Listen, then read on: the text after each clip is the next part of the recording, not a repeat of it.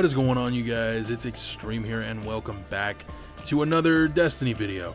Now, very soon, I'm gonna have a lot of Destiny content on my channel, and for those of you that didn't know, I do stream on Twitch. I haven't been streaming recently as I've been dealing with some stuff, and unfortunately this video is probably not going to go up when I initially scheduled it to go up, because YouTube has been, well, YouTube hasn't been nice to me. So this video was supposed to go up on Monday, August 31st. It will probably not go up until fucking September 2nd. So if that happens, yeah, joy. Anyways, I want to talk to you guys about last week's reveal stream by Bungie for the Taken King. They showed off the new subclasses, they showed off the new Shield Brothers strike, and community guest Mr. Fruit was there. Honestly, I had no idea who Mr. Fruit was prior to this, and I'm gonna be a bit of an asshole here. I'm really not too interested in watching people just do PvP inside of Destiny. There's so much to do in this game. PvP is just a part of it. So for those that are just PvP players, you know, hey, more power to you. I'm gonna stick to my PvE and PvP content. Anywho, I sound like a real dick with that, dude. Seriously. Anyways, so also I want to talk to you guys about the weekly update that was released last Thursday, in which some pretty major announcements were made. But first, let's talk about the stream. Yeah, we talked about the stream. I'm gonna be honest. Yeah, there's really not much to say, unfortunately, about the overall stream. Hype value was non-existent. At least that's how it felt for me when the stream was over. Like most people, I was disappointed in the length, but it wasn't Bungie's fault entirely. They did suffer a power shortage or outage or whatever, and their stream got bopped off from the original scheduled time. Hopefully they will learn from that mistake this week, and this coming Wednesday they won't do that again. You know, even if the power goes out, they'll still make sure they put on a full stream. They won't try and stick to their fucking schedule. Well, we have to be done by this time, and we fucked up, so we're just gonna go what we had planned. That's the best thing to do. You're streaming live. It's not like you're a television program, you know? I mean, come on. Come on. Honestly, I don't know why they're sticking to a schedule, but, you know, to each their own. Anyways, but the stream, like I said, was really lacking in content and hype. They did show off the subclasses. Cool beans. I was glad to see, you know, that they did change some things. Personally, I haven't had a chance to even touch anything regarding Taken King yet, guys. So I was excited to see the subclasses, period, you know, and to see what may be the final list of perks and whatnot. And again, I say that simply because I guess the best way to put it is everything is subject to change. Especially when it comes to media or entertainment, everything is subject to change. What you think is going to be in there may not be in the final product, so keep that in mind. Yes, they did show us certain perks and certain things, but that might not be there. A case in point, you know, the 343 or whatever the hell it was called, the Vesta Dynasty 347, whatever it was, the scout rifle that was supposed to release with House of Wolves got pulled back until Taken King, so there you go. Better still, even better, the Fate of All Fools. Yeah, that fucker apparently is finally coming out, and I'm not going off of any known report, but they have said that there are 3 scout rifles in the Taken King, so I will assume one of them we already know is the Vestian or the Vesta Dynasty, and the other, of course, probably being Fate of All Fools. And I think the third one is the PlayStation exclusive. So there you go. That's probably the list. Anyways, I don't have any proof of that. I'm just going off of what I assume, okay? But the stream was very weak overall. The strike, you know, I wasn't too mad about the length or the difficulty. I liked the strike. I thought it was cool. In fact, a highlight for me with the strike was actually seeing the rewards drop when you killed the boss. Oh my god, I've wanted that since day one. They're finally adding it in.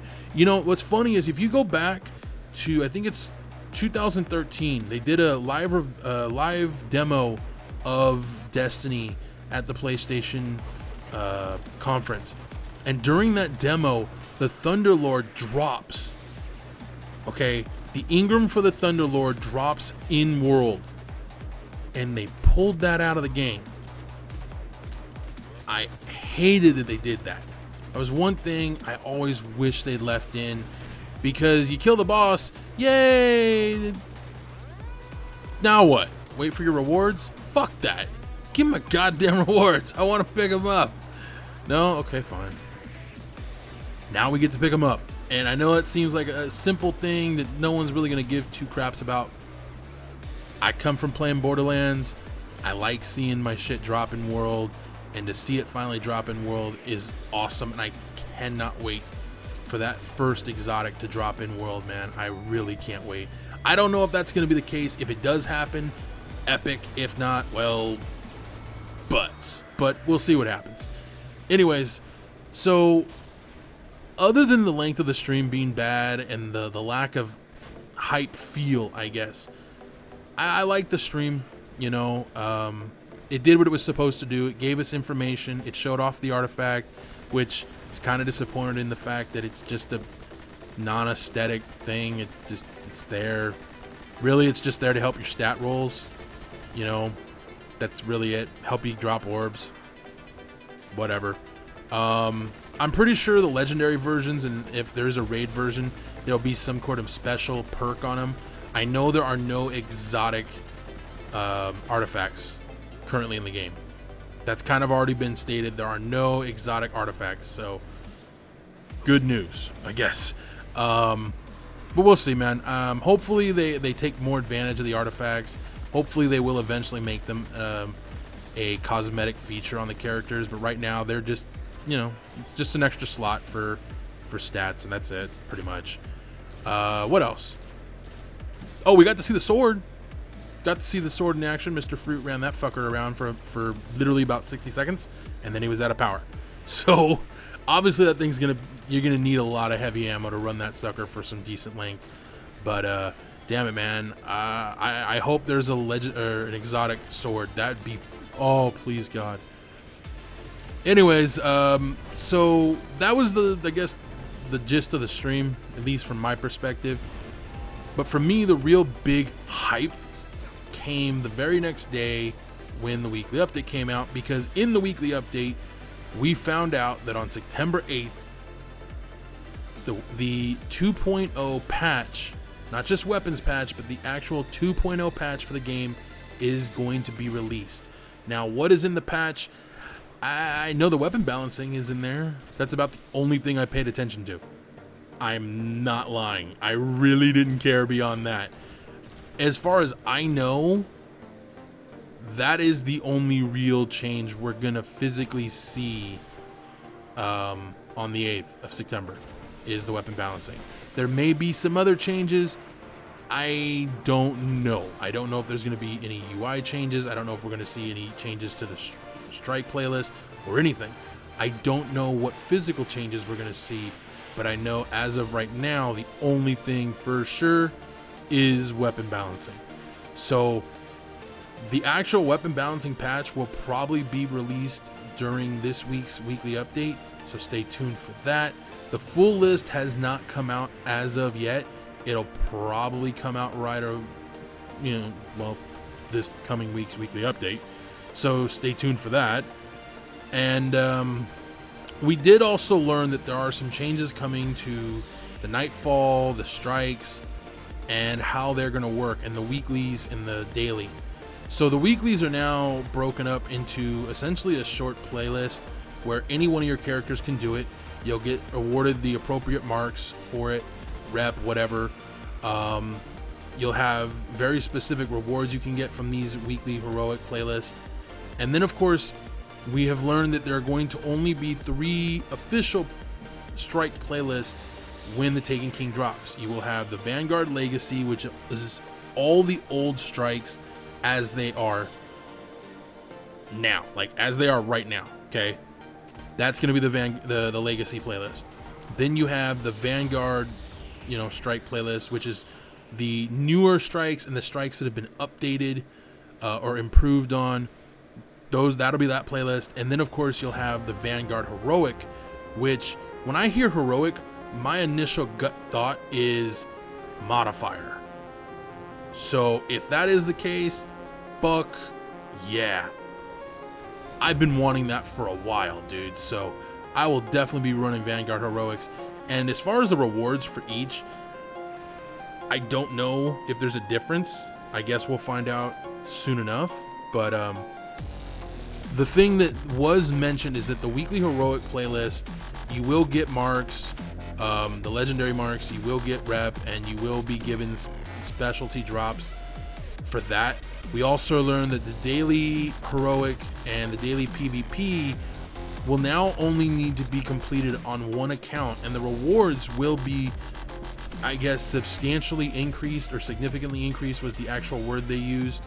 So obviously it's going to be the accumulative total of doing it 3 times, if not, a bonus, if you will.